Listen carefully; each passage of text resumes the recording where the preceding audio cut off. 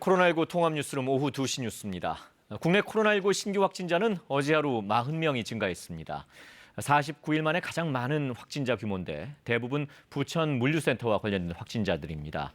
이런 가운데 오늘 학생들의 2차 등교 개학이 시작되는데요. 코로나19 감염이 우려되는 일부 학교는 등교 수업을 미루기도 했습니다. 오늘 먼저 취재기자 연결해서 이 소식부터 전해 듣겠습니다.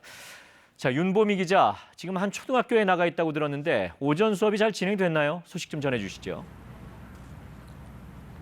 네, 제가 나와 있는 곳은 서울 영등포구에 있는 영신초등학교입니다. 이곳은 전교생이 1,000명 정도 되는 규모가 큰 학교인데요. 오늘 1, 2학년 학생 300여 명이 학교에 나와서 수업을 받았습니다.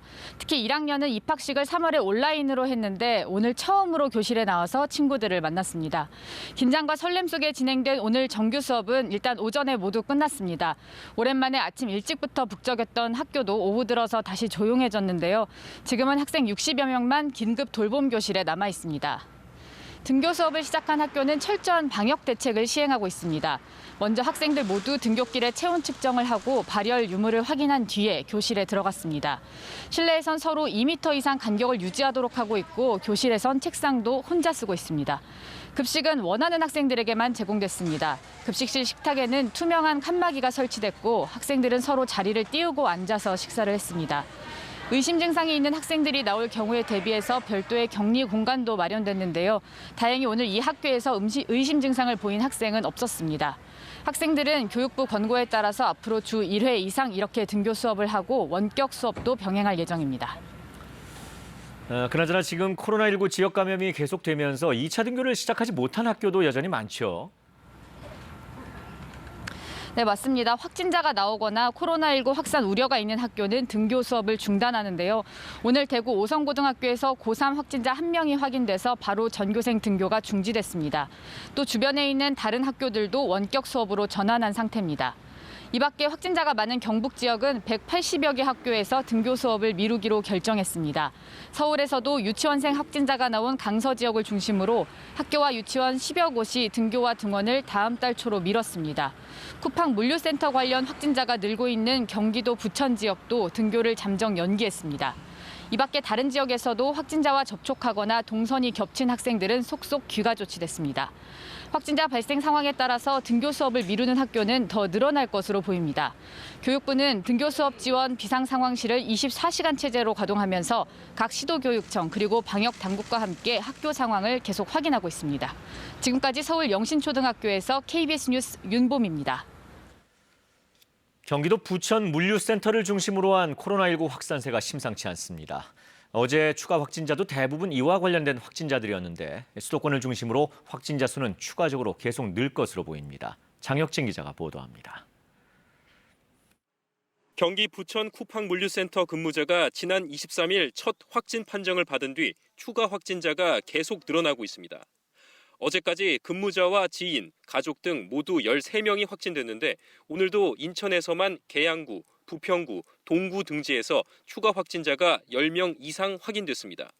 수도권을 중심으로 추가 확진자는 계속 늘어날 것으로 보입니다.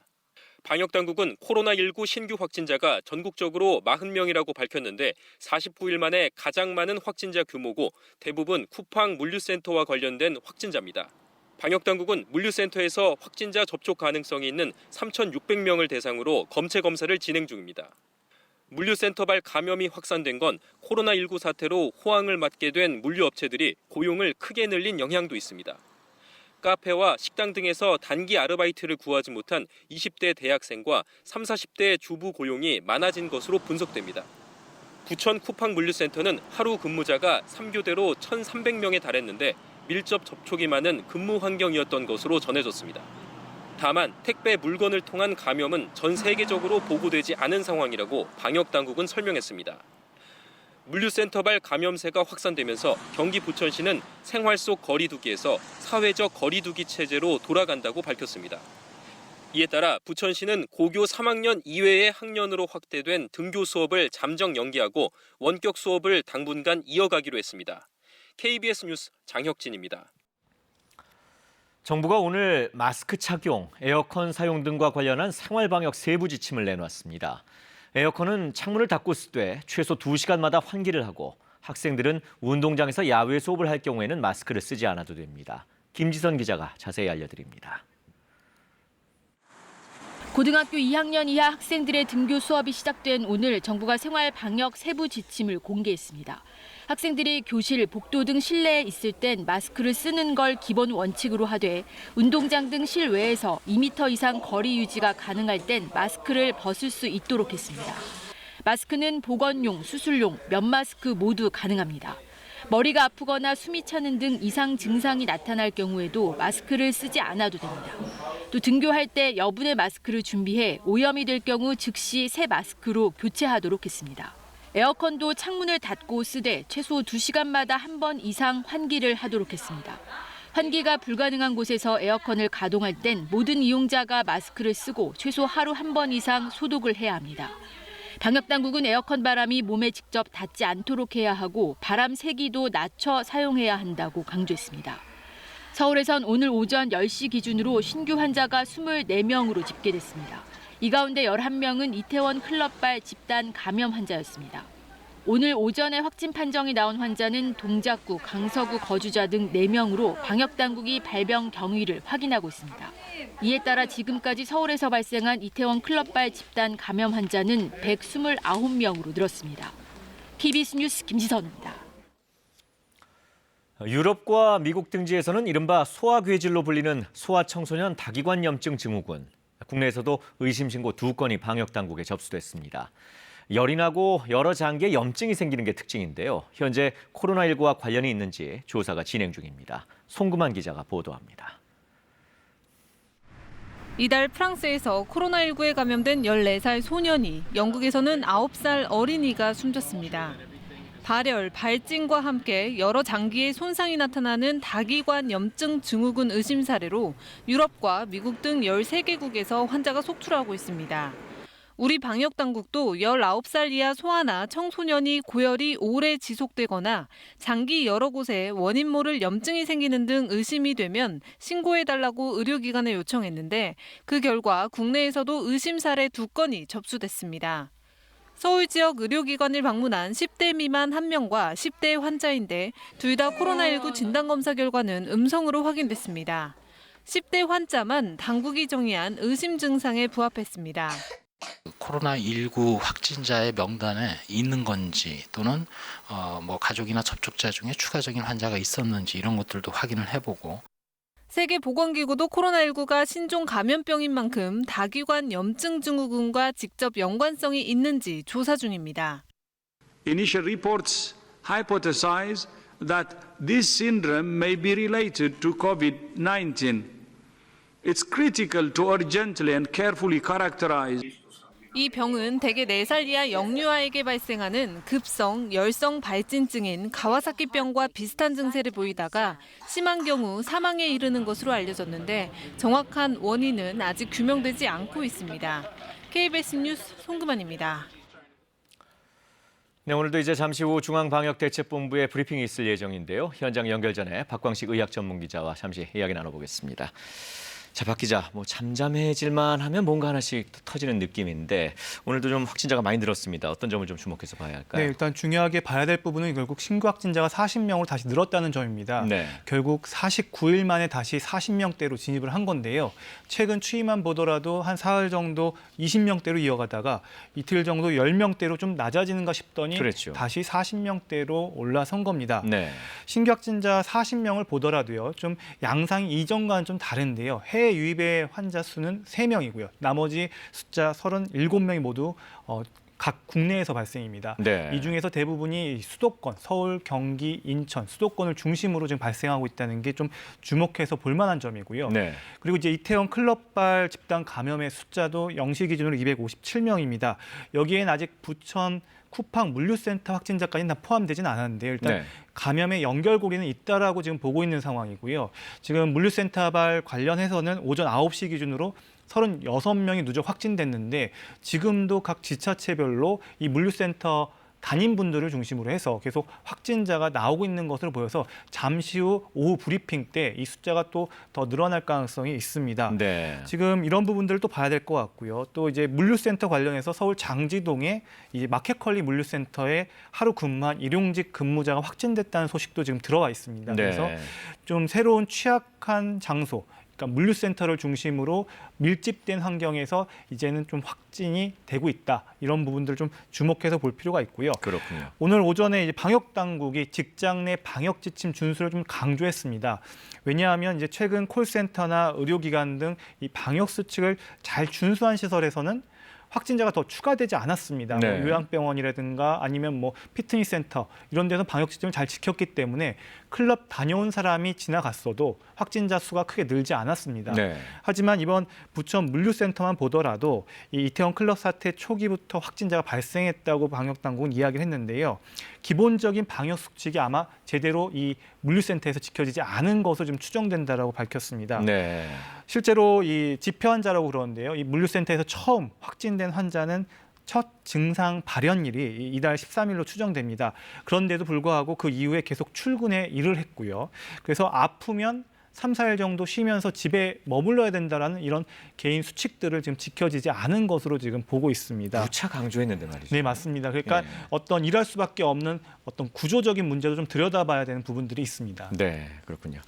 이것만 봐도 방역 수칙을 정말 철저히 지키는 게 얼마나 중요한지를 다시 한번 좀 단적으로 알 수 있었는데 오늘 그 각 사업장별로 또 생활 속 거리두기 세부 지침들이 좀 나왔습니다. 네, 맞습니다. 앞서 리포트에 보셨듯이 뭐 마스크에 관한 학교에서의 지침이나 그다음에 에어컨 사용 관련된 지침도 네. 나왔었는데요. 자, 잠시 후 얘기 나누고요. 브리핑이 시작되는 것 같은데요. 현장 연결해 보겠습니다.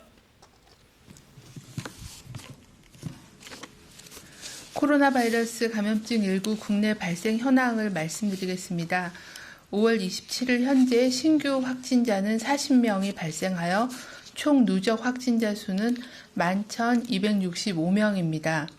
신규 격리 해제자는 20명으로 총 91.4%가 격리 해제되어 현재 701명이 격리 치료 중에 있습니다. 어제 새롭게 확인된 확진자 40명 중 해외 유입은 3명이었고 지역사회 감염 사례는 37명이었습니다. 해외 유입된 확진자 3명의 추정 유입 국가는 미주 지역이 2명, 필리핀이 1명이었습니다. 지역사회 발생 사례에 대해서 말씀드리겠습니다.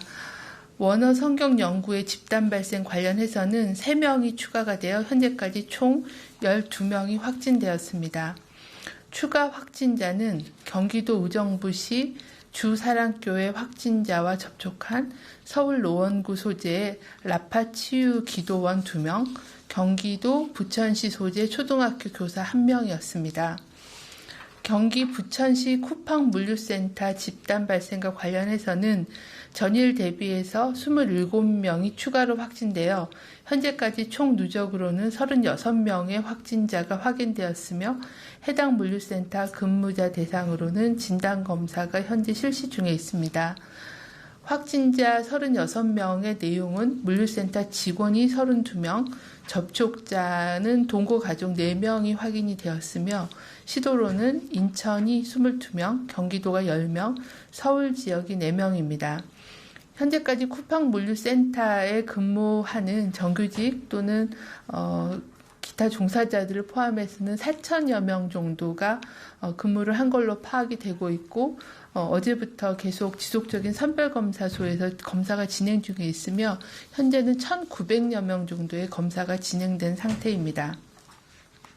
중앙방역대책본부는 5월 12일부터 경기 부천시 쿠팡 물류센터에서 근무한 근로자는 진단검사를 받은 후 자가격리, 그리고 가족 중에 학생 또는 학교 종사자가 있는 경우에는 등교중지, 가족 중에 의료기관, 사회복지시설 종사자가 있는 경우는 근무 제한을 해주실 것을 요청하였습니다. 대구 지역 사례 2명은 노인 일자리 사업에 참여한 참여자 대상 전수조사에서 양성 판정을 받은 1명이 추가로 확인되었으며 수성구 소재 오송고등학교 3학년 학생 1명입니다. 현재 감염 경로에 대한 파악과 접촉자 조사가 진행 중에 있습니다. 클럽 관련돼서는 5월 27일 12시 기준으로 총 누적 환자 수는 전일 대비 4명이 증가하여 총 259명입니다. 클럽을 방문한 확진자가 96명이고 가족, 지인, 동료 등의 접촉자가 163명이었습니다. 중앙방역대책본부는 지역사회 추가 전파를 신속히 차단할 수 있도록 코로나19 확진자가 방문한 다중이용시설 이용자 및 행사에 참여한 참여자들에 대한 일제검사를 실시하고 있습니다. 해당 일시에 관련 장소를 방문했던 사람들은 증상 유무에 관계없이 선별진료소를 방문하여 진단검사를 받아주실 것을 당부드립니다. 금일 추가로 신규로 확진된 리스트가 있습니다. 주로 최근에 확진자가 다녀간 그런 장소로 보도자료를 참고해 주시길 바랍니다. 특히 경기도 부천시에 쿠팡 물류센터가 포함되어 있습니다. 어제 브리핑 때 말씀드렸던 코로나19 연관 소아청소년 다기관 염증 증후군과 관련해서 지난 5월 25일 의심 신고가 들어온 2건에 대한 역학조사를 실시하였습니다. 의심 사례는 11세 남자 어린이와 4세 여자 어린이였습니다. 두 소아 모두 다기관 염증 증후군의 임상 양상을 보였으나 병원에서 자체 시행한 코로나19 PCR 검사에서는 음성으로 확인되었습니다. 11살 남아의 경우에는 올해 1월부터 3월 중에 필리핀을 방문한 사실이 확인되었습니다. 코로나19에 대한 감염 여부를 확인하기 위해서 코로나19 항체 검사가 진행 중입니다. 항체 검사가 완료된 후에 전문가들의 사례 검토를 통해 다기관 염증 증후군에 해당하는지의 여부에 대해서 판정할 예정입니다. 다음 주 초로 예상하고 있습니다.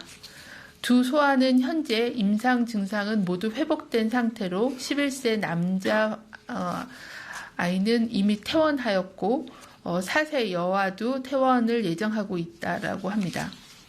중앙방역대책본부는 오늘 고2, 중3, 초등학교 1, 2학년, 유치원생 대상으로 등교 수업이 확대됨에 따라 학교에서의 코로나19 감염 예방을 위하여 예방수칙 준수를 당부드립니다.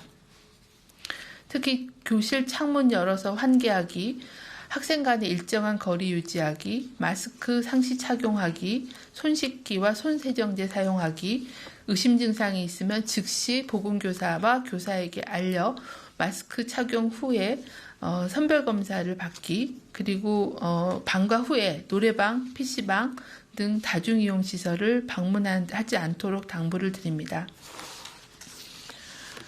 중앙방역대책본부는 최근 들어 클럽, 주점, 음식점, 노래방, PC방, 학원, 사업장 등에서의 접촉으로 인한 지역사회 감염 사례가 증가하고 있어 밀폐되고 밀집한 다중이용 시설의 이용과 모임 자제를 당부드립니다. 특히 65세 이상 고위험군이 65세 이상 어르신과 임신부, 만성질환자 등 고위험군께서는 환기가 잘 안 되는 밀폐된 공간 또는 많은 사람들이 모이는 곳은 되도록 방문하지 않고 불가피하게 방문할 시에는 반드시 마스크를 착용해 주시기를 당부드립니다. 특히 사업장에서도 실내 휴게실, 탈의실 등 공동 공간 이용 시에 반드시 마스크를 착용해 주시고 여러 명이 동시에 이용하지 않도록 분산시켜 주시길 바랍니다. 마스크 착용이 어려운 흡연실의 경우에는 가급적 사용을 금지하고 야외 공간을 활용해 주시길 바랍니다. 출퇴근 버스에서는 손소독제를 비치하고 손잡이 등 손이 닿는 부위는 자주 소독해 주시길 바랍니다. 식사 등으로 마스크 착용이 어려운 구내식당인 경우에도 시차를 분산 운영해 주시고 좌석 간에 가림막을 설치하거나 가급적이면 일렬 또는 지그재그로 앉아서 분산시켜 주시기를 당부드립니다. 밀폐된 공간에서 불특정 다수와 밀접 접촉한 경우에는 발열, 호흡기 증상이 있을 시에는 보건소 또는 1339를 통해서 선별진료소에 진단검사를 받아주시기를 당부드립니다. 특히 가족이나 동료 또는 같이 모임을 했던 사람들 중에 유사한 증상을 2명 이상 보이는 경우에는 선별진료소에서 검사를 받아주실 것을 당부드립니다. 오늘부터 초중고 학생들의 등교 수업이 확대되었습니다. 지역사회 감염이 학교 안으로 유입되지 않도록 학교 밖에서의 지역사회 감염 관리가 매우 중요한 시기입니다. 방역당국은 학교당국, 지자체와 같이 학교 내 의심 환자 발생과 같은 긴급 상황에 신속하게 대응할 수 있도록 협력체계를 계속 가동하여 적극 대응하겠습니다. 방역당국은 지역 감염 확산 차단에 집중하고 있으나 최근 수도권을 중심으로 불특정 다수가 이용하는 다중이용시설이 여러 곳 감염에 노출되었고 대규모 사업장에서 확진자가 증가하고 있어 접촉자 추적 관리가 쉽지 않은 상황입니다. 진단이 늦어지고 시간이 지체될수록 추가 전파로 확산되어 피해가 커질 수 있습니다. 결국 시간과의 싸움입니다. 추가 감염 확산을 막기 위해서는 자발적인 검사를 통해 확진자를 조기 발견하고 접촉자 격리를 통해 전파 고리를 끊는 것이 매우 중요합니다. 앞서 말씀드린 것처럼 확진자가 다녀간 주점, 노래방 등의 다중이용 시설 명단을 홈페이지에 공지하고 있습니다. 부천의 쿠팡 물류센터를 포함하여 해당 장소를 방문하신 분들은 본인과 가족의 안전을 위해 증상 유무와 관계없이 진단검사를 받아주실 것을 당부드립니다.